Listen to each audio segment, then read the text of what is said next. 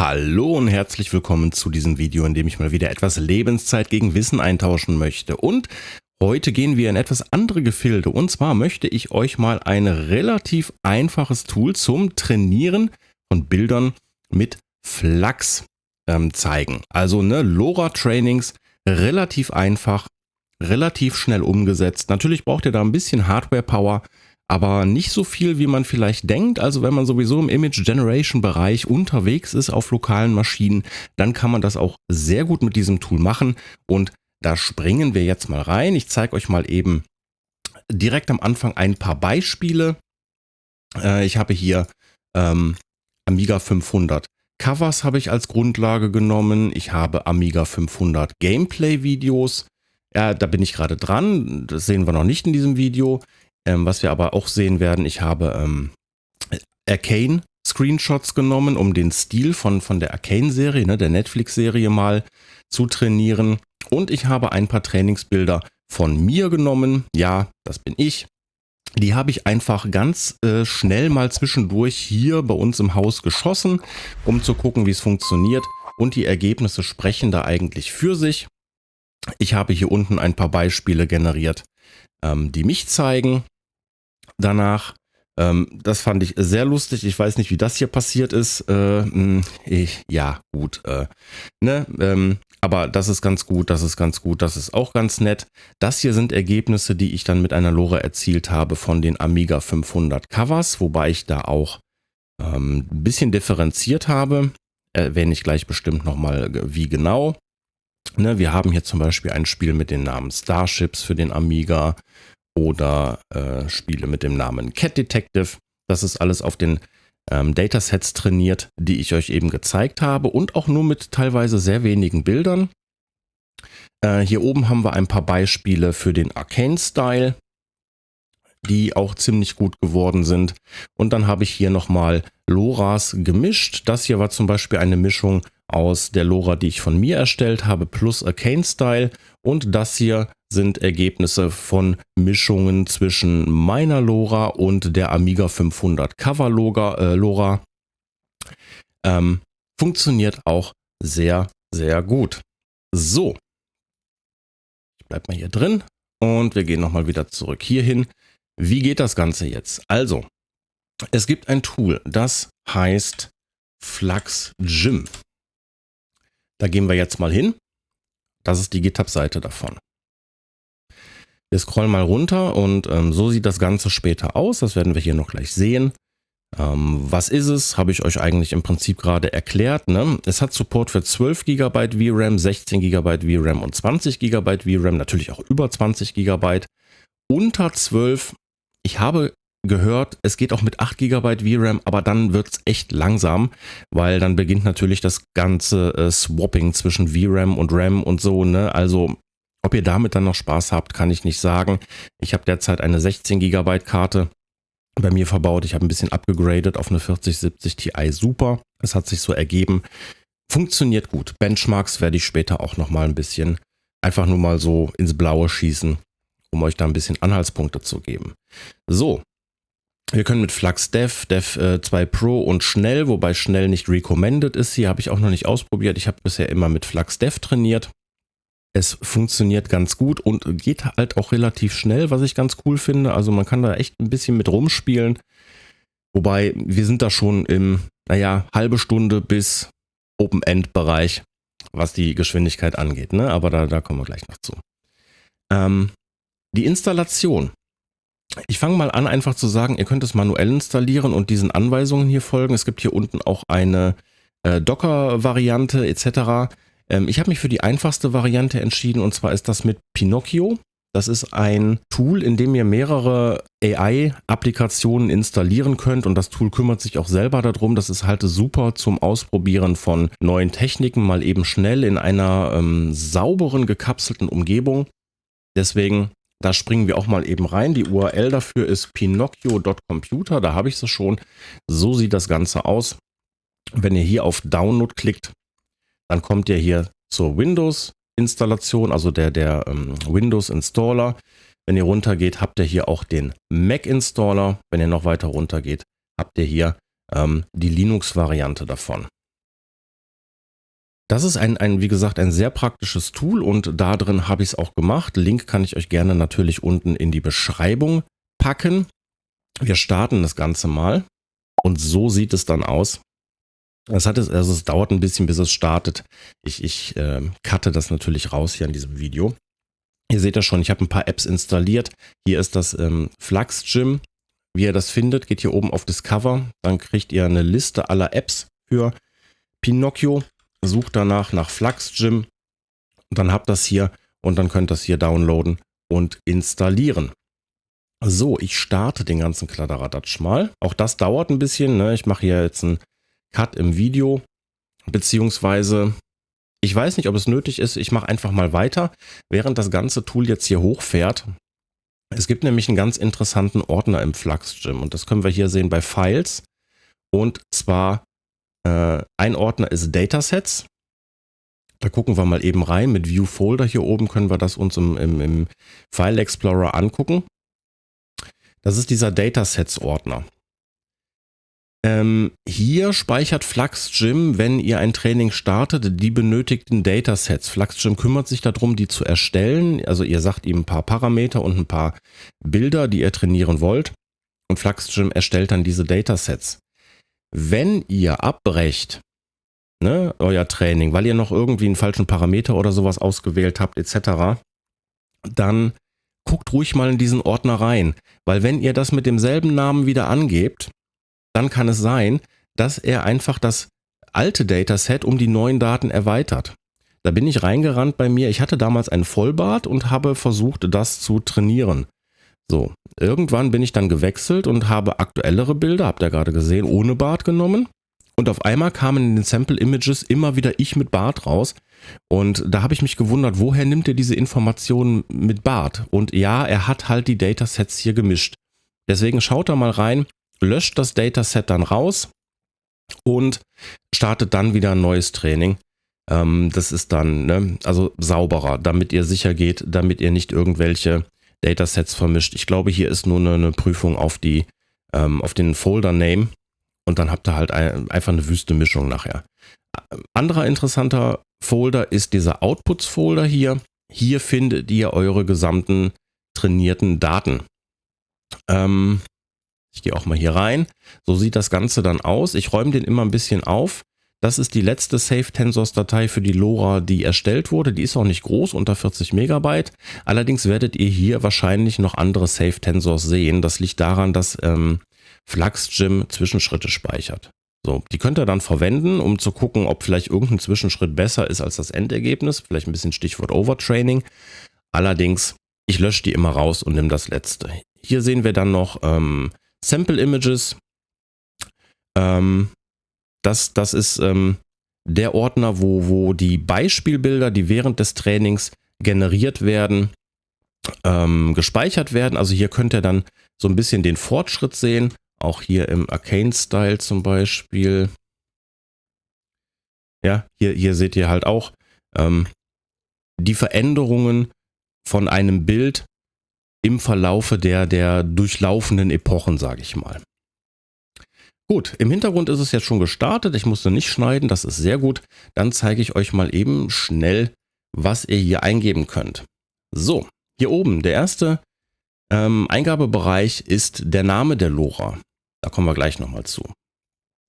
So, das hier ist das Triggerword. Ne? Wir kennen es, Triggerwords für LoRas. Da kann man dann irgendwas eingeben. Ihr müsst es später, glaube ich, nicht wirklich verwenden. Ihr könnt es aber verwenden, um dann nochmal ein bisschen die LoRa stärker zu triggern. Allerdings Flux Gym möchte von uns eins. Und wenn ich hier zum Beispiel sage, ich möchte Arcane Style haben, dann kann ich das hier eingeben. So, hier rechts bauen sich dann schon Informationen für uns auf. Das sieht komplizierter aus, als es ist. Das müssen wir nämlich gar nicht beachten. Können wir beachten, müssen wir aber nicht. Ne? Einfach nur so ein bisschen Info. So, wir nehmen FluxDev. Hier können wir auch noch zwischen den anderen auswählen. Ich bleibe aber bei FluxDev. Ich habe eine 16 GB VRAM-Karte. Wenn ihr 12 habt, nimmt er das. Wenn er 20 oder mehr hat, nimmt er das. Ich nehme 16 GB. So, Repeat Trains per Image. Hiermit können wir angeben, wie oft innerhalb einer Epoche ein Bild trainiert werden soll. Ich habe gemerkt, 10 ist schon ziemlich hoch. Man kann es mit 1 versuchen. So ab 4 bis 5 Repeats wurde es zum Beispiel besser bei Trainings auf meine Person. Allerdings so stilistische Trainings, wie jetzt der Arcane-Style oder so, da hat es auch mit 1 gereicht teilweise. Es kommt aber auch ein bisschen auf die Menge der Bilder an, die man ihm zum Training gibt. Aber wenn ich jetzt hier zum Beispiel sagen möchte, ich möchte nur 5 Repeats haben, gebe ich hier 5 an. Wenn ich hier jetzt sagen möchte, in den Epochen, ich möchte nur 8, also eine Epoche ist, ne, also wie oft jetzt dann die Bilder wieder reingeschmissen werden. Also es wird ein Bild reingeschmissen, in Epoche 1 zum Beispiel, und das Model wird drauf trainiert. Dann kann es innerhalb dieser einen Epoche sein, dass wir das Bild 5-mal reinwerfen, hintereinander. Umso länger dauert das natürlich, eine Epoche zu trainieren. Wir können aber auch sagen, wir möchten mehrere Epochen trainieren mit nur einem Repeat oder so. Da muss man so ein bisschen Gefühl für kriegen, was am besten funktioniert. Es muss aber nicht immer der Overhaul sein von 10 Repeats und 16 Epochen. Also manchmal ist auch eine Kombi von einem Repeat mit 16 Epochen oder 5 Repeats und 8 Epochen, wie ich es jetzt gerade hier zeige, ausreichend dafür. So, wir bleiben jetzt erstmal auf der linken Seite, bevor wir hier in die Mitte gehen. Hier unten können wir Prompts angeben. Ich kann jetzt zum Beispiel sagen Arcane Style, Woman running through a dark alley, ne, was ja ein bisschen zu Arcane passen würde. Und pro Zeile könnte ich jetzt hier noch andere Prompts angeben. Also das ist zeilenbasiert, jede Zeile ist ein Prompt. Und ich kann nicht quatschen und reden. So, habe ich das richtig? Ja, gut. Gut genug auf jeden Fall. So, wir gehen noch mal eben schnell zurück auf die Installationsseite von FluxGym, weil wenn wir hier runter scrollen, wir können mit diesen Prompts nämlich noch andere Dinge machen. So, hier werden die Prompts erklärt, ne? Auch hier TDB, was ist denn TDB? Achso, Teddybär oder sowas.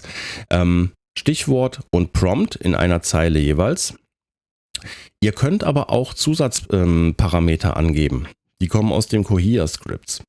Zum Beispiel --d42 würde dem Ganzen sagen, benutze für dieses Bild den C42. Und es gibt noch weitere Parameter, die können wir hier unten auch finden und nachlesen. Das ist zum Beispiel --n für Negative Prompt, w, Width, h, Height, Seed, CFG Scale und die Steps. Standardmäßig werden 20 Steps zum Generieren eines Beispielbildes genommen. Das könnt ihr hiermit auch manipulieren. Und ihr könnt auch die Weights innerhalb eines Prompts anpassen, ne? Also zum Beispiel Sunny Day, wo Sunny dann ein Weight von 1,2 kriegt oder so. Das kennen wir alles von Comfy UI. Publish to Hugging Face werden wir nicht machen. Das kann man dann, ja, wenn man es denn möchte, gerne selber machen. So, zurück in FluxGym. Hier unten Sample Image Every End Steps. Das lassen wir für jetzt gerade noch auf 0. Das errechnen wir später. Also müssen wir gar nicht errechnen. Ist eine Bauchgefühlrechnung, sagen wir mal so. Und hier sehen wir Resize Dataset Images. Das bedeutet, die Bilder, die wir ihm zum Trainieren geben, was wir gleich machen werden, werden auf 512 in der, ich glaube, kürzesten Seite reduziert. Also das Seitenverhältnis wird beibehalten, es wird nichts gecroppt oder so, es wird aber auf 512 entweder in der Höhe oder in der Breite reduziert. Wir können damit hochgehen bis 1024. Jetzt ist es aber so, natürlich je größer die Bilder sind, die wir reingeben, umso mehr hat das Ding zu ackern und umso länger dauert es halt auch. Also wir reden da jetzt meiner Erfahrung nach schon wirklich in Tagenbereichen. Also es kann sein, dass dann das Training länger als 24 Stunden dauert. 512 ist ein guter Einstiegspunkt. Man kann damit wirklich sehr schnell trainieren, also teilweise in einer halben Stunde oder so schon mal Ergebnisse sehen, also eine fertige Lore auch dann auf der Platte liegen haben. Wenn ihr hochgeht, ne, denkt dran, es kann wirklich dann wirklich sehr lange dauern. Allerdings ist es auch so, wenn wir jetzt einen Stil trainieren wollen, reichen vielleicht die 512. Wenn wir Bilder trainieren wollen, die mehr oder weniger in den Bildern selber kleinere Details haben, die wichtig für uns sind, dann macht eine höhere Auflösung hier natürlich auch Sinn. Ne? Also je feiner aufgelöst das Bild ist, umso mehr werden dann auch die Details an das Model weitergegeben Da muss man dann ein bisschen gucken. Hier bleiben wir jetzt bei 512 und gehen zum mittleren Punkt. Step 2 Dataset. So, wenn ich jetzt hier mal den Outputs-Folder brauchen wir nicht. Ich nehme nochmal zum Beispiel unsere Amiga 500 Covers und nehme mir jetzt mal, ich wähle hier gerade mal 5 aus und schmeiße die hier rein. Das ist einfach per Drag and Drop, können wir die jetzt hier reinschmeißen. So, jetzt sehen wir hier sind unsere 5 Bilder. Ich habe einfach random irgendwelche genommen. Oh, das ist, glaube ich, ist das nicht Dungeons and Dragons hier? Egal. So. Was wir natürlich noch brauchen, sind Captions. Und auch da liefert FluxGym ein Tool für uns. Und zwar können wir sagen, add AI Captions with Florence 2. Florence 2 ist von Microsoft zur Bildanalyse, spuckt uns dann Texte aus. Das kann ich einmal drücken und dann rattert das ganze Ding los. Das hat jetzt ein bisschen gedauert. Nicht lange, 20, 30 Sekunden oder so. Ich habe die Zeit mal genutzt, was zu trinken. Jetzt sehen wir hier aber auf jeden Fall die Captions. Machen wir gleich noch einen separaten Abschnitt hier in diesem Video zum Thema Datasets. Jetzt gehen wir wieder zurück. Was sich nämlich jetzt hier errechnet hat, sind die Expected Training Steps. Wir sehen jetzt 200 Steps werden erwartet von FluxGym, die das Training durchläuft. Und jetzt kommen wir hier unten wieder zu dem Sample Image Every N Steps. Hier könnt ihr nämlich sagen, nach wie vielen Steps immer wieder diese Testbilder gerendert werden sollen, die ihr hier oben definiert habt. Ich habe als Faustregel so 10%, das heißt, ich würde jetzt hier alle 20 Steps oder so. Natürlich könnt ihr auch dann irgendwie 5% davon nehmen oder sowas, dass alle 40 Steps mal generiert wird oder auf 0 lassen, wenn ihr einfach blind dem Ganzen vertraut. Allerdings könnt ihr durch die Beispiel-Images oder die Sample-Images, die generiert werden, immer mal wieder sehen, ob sich euer Training in die richtige Richtung bewegt. Da ich gleich kein Training starten werde, gucken wir nochmal ganz kurz hier, wie das aussieht. Ich starte es jetzt nicht hier wegen VRAM und Aufnahme und so.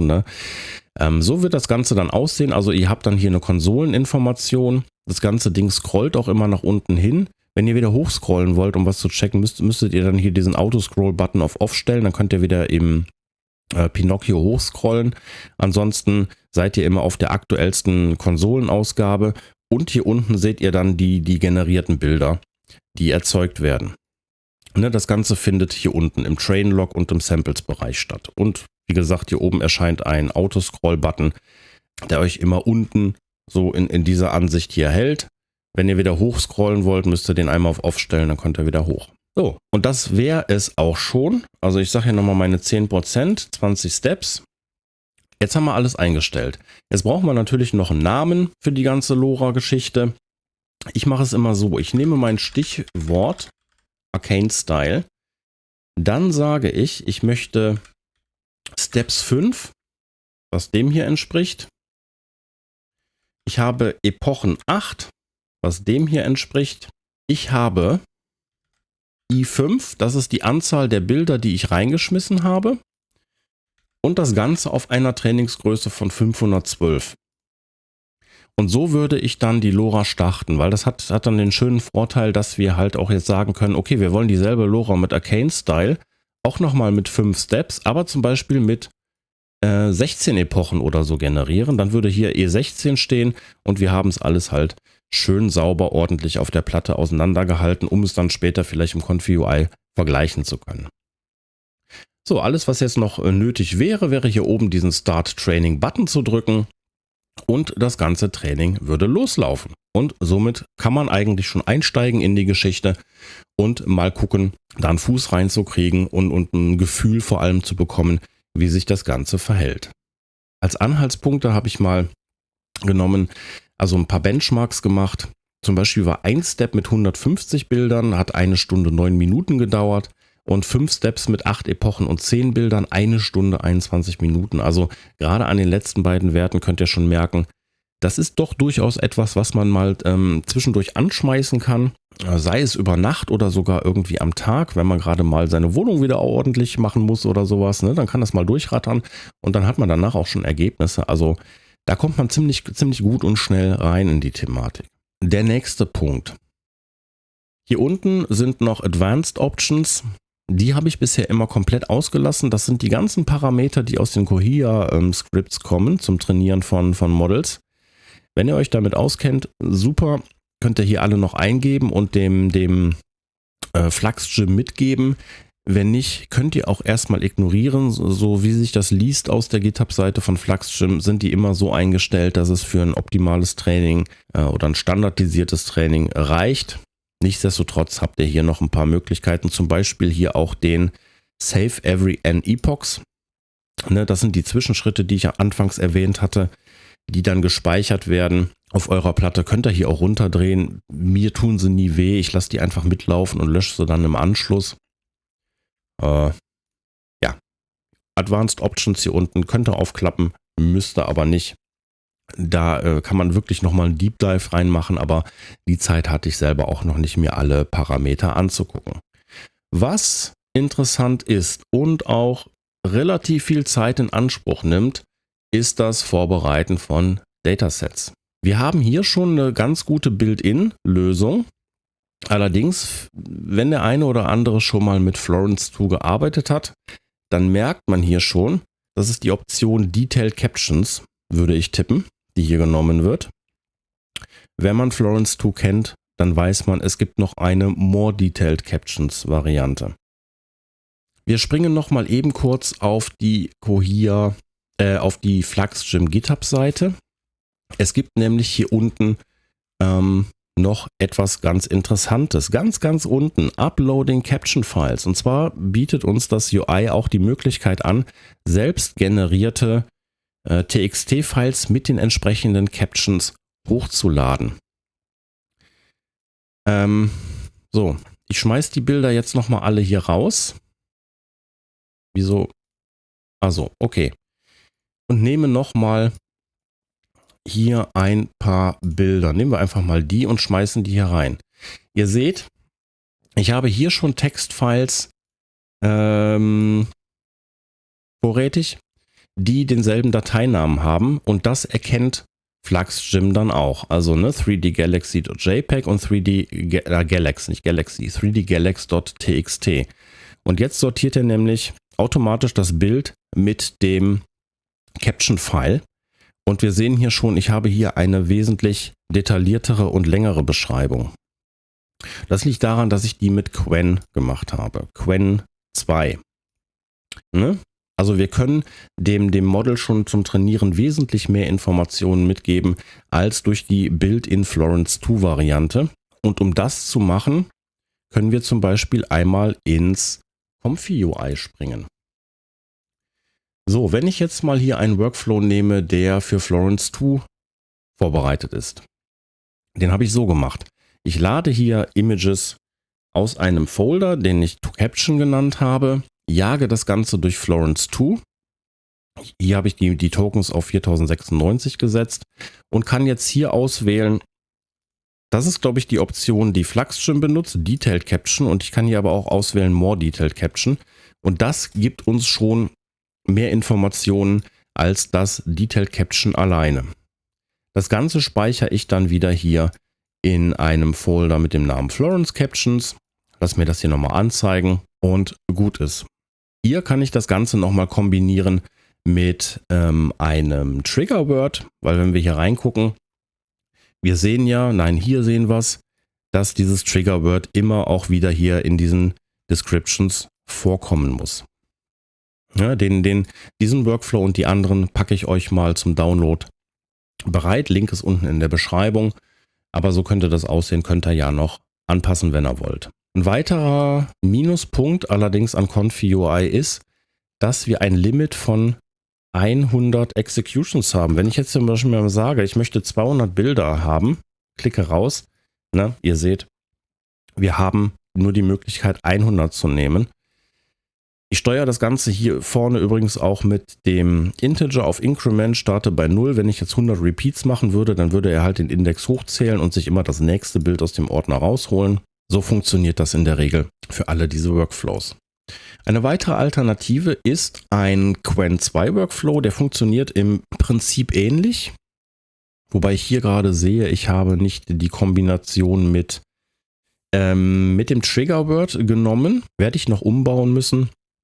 Aber vom Prinzip her hier auch, wir laden uns die Bilder aus dem Folder raus, jagen das durch Qwen 2, durch die Imagebeschreibung, Notes und so verlinke ich euch auch alle und speichern das Ganze auch wieder in einem ComfUI Output Folder, damit ihr dann im Prinzip am Ende wieder so ein Konstrukt habt zwischen Image und Beschreibung, Image, Beschreibung, Image, Beschreibung, die ihr dann einfach per Drag and Drop reinziehen könnt.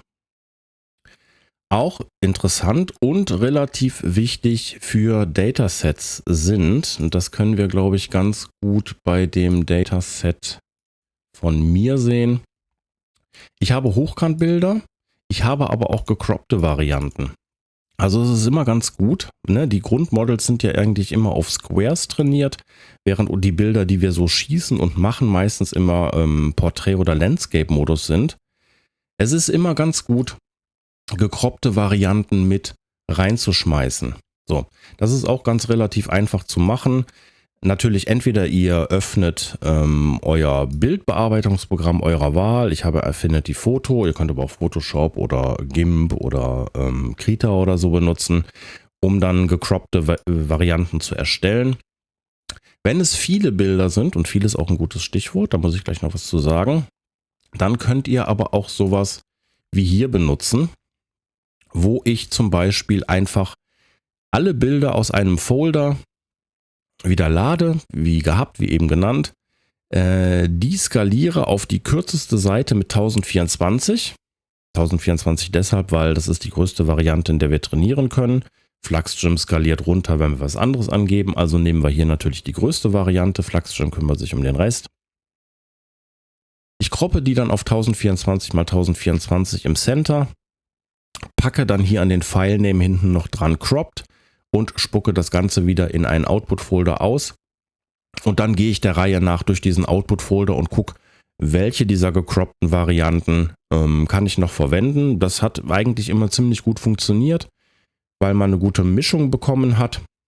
Was also die guten ins Kröpfchen, die schlechten ins Töpfchen. Nee, andersrum. Oh mein Gott, das war andersrum. Ihr wisst, was ich meine. So, damit kann man sein Dataset gut auffüllen. Was auch ganz gut noch funktioniert ist, dafür muss ich noch einmal kurz wieder zurückspringen. FluxGem erlaubt ein maximales Limit von 150 Bildern und 150 Beschreibungen. Das Amiga Dataset hier zum Beispiel hat 3500 Bilder. Hier kann ich natürlich frei rauspicken, was ich möchte. Wenn ihr jetzt nur mit 5 Bildern oder 10 Bildern oder so trainiert und ihr wollt es ein bisschen aufpimpen, dann könnt ihr natürlich auch hingehen und mit den Crop-Varianten einerseits ein bisschen mehr Informationen noch erzeugen. Ihr könnt aber auch sowas Einfaches bauen wie hier, dass ihr hier zum Beispiel einen Image-Flip dazwischen baut auf der X-Achse, was euch einfach horizontal das Bild nochmal spiegelt. Es werden dann auch ein bisschen andere Beschreibungen nochmal generiert. Flux kriegt die Informationen halt noch mit, vielleicht auch andersrum, ne? Also wenn ihr jetzt nur irgendwie eure Schokoladenseite oder sowas auf den Fotos habt, dann denkt Flux vielleicht, okay, das ist jetzt die linke Seite, ne? Also somit könnt ihr eure Datasets noch ein bisschen mehr aufpimpen, ein bisschen mehr Gehalt geben und dem Ganzen ein bisschen mehr Variation noch mit reinspucken. Was ich noch nicht gemacht habe, aber auch möglich ist natürlich, wenn ihr selber noch manche eurer Bilder dann in Pencil-Sketch-Varianten oder Oil-Paintings, ich meine, es kommt immer ein bisschen drauf an, welche Software man benutzen möchte und hat, ne, so mit stilistischen Filtern versehen, die dann auch noch mit reinschmeißen, um dann so ein bisschen Training zu geben, wie euer Porträt oder eure Trainingsdaten dann halt in den entsprechenden Stilen aussehen. Könnt ihr aber vielleicht auch erreichen, indem ihr eine LoRa für das Motiv entwickelt und eine LoRa für den Stil und die dann kombiniert in verschiedenen Stärken. Könnte auch funktionieren. Ne? Da ist man dann so ein bisschen im Bereich des Rumtestens dann. Da ich Probleme hatte, Qwen bei mir in meiner alten ComfUI-Version, das ist jetzt eine neue hier, die ich installieren musste, neues Environment. Ich hatte Probleme damit, die Qwen-Nodes zum Laufen zu kriegen bei mir. Ich habe mich dann anfangsweise mal hingesetzt und ein kleines Programm geschrieben. Auch den Link werde ich euch geben. Und zwar ist das hier die Qwen Image Description. Ich zeige euch das Programm mal eben ganz schnell. So, das dauert ein bisschen, bis es gestartet ist. So sieht das Ganze dann aus. Ich muss mir eben die Konsole von meinem OBS hier wegschieben. So sieht das Ganze dann aus. Das ist im Prinzip schon auf Training ausgelegt. Also hier oben könnt ihr Browse sagen und dann den Ordner auswählen. Ich nehme jetzt mal wieder Amiga 500 Gameplay.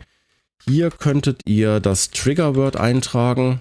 Das wäre das. Und hier unten könnt ihr noch einen Prompt eingeben, mit welchem dann die Bilder analysiert werden. Und wenn ich jetzt Analyze Images drücken würde hier, dann ja, würde das Ganze losrattern. Mache ich das natürlich nicht.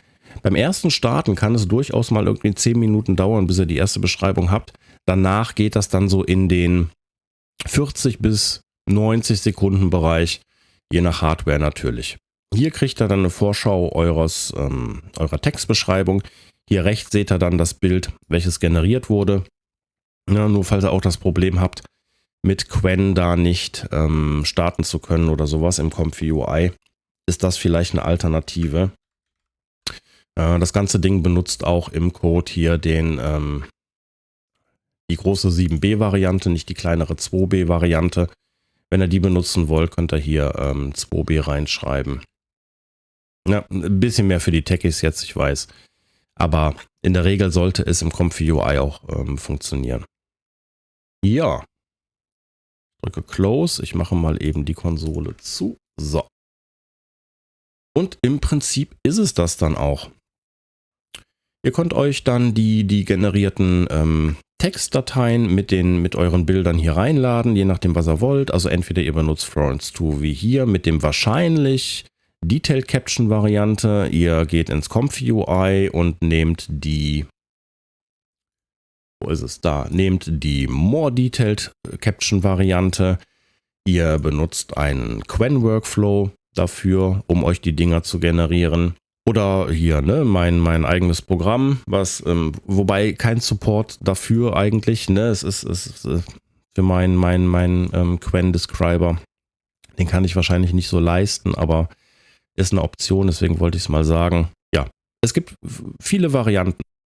Ja, wenn noch Fragen sind, haut die gerne in die Kommentare rein. Ich habe in den letzten Wochen sehr viel damit rumgespielt und es hat auch Spaß gemacht und herauszufinden, wie sich das Ganze so ein bisschen verhält. Ansonsten kann ich euch auch noch ans Herz legen, kommt einfach auf unseren Discord. Auch da kann man dann sicherlich drüber sprechen und es gibt einige sehr trainingaffine Menschen bei uns. Ist hauptsächlich englischsprachig, allerdings auch mit einer deutschsprachigen Sektion und einer italienischsprachigen Sektion. Es liegt daran, dass Matteo natürlich auch mit auf dem Discord ist und Rob Adams auch. Und ja, ne, da kann man dann ja ein bisschen weiter philosophieren, wie das Ganze vielleicht noch besser zu machen ist. Ja, ich hoffe auf jeden Fall, ich konnte euch hier einen guten Einblick zum Starten mit dieser Software hier vermitteln. Wünsche euch dann viel Spaß beim selber experimentieren und rumspielen und wir sehen uns im nächsten Video wieder, wie auch, ja, ich weiß noch nicht, wie lange es dauern wird und in welche Richtung es geht. Das ist ein anderes Thema. Macht's gut, bis dahin und tschüss.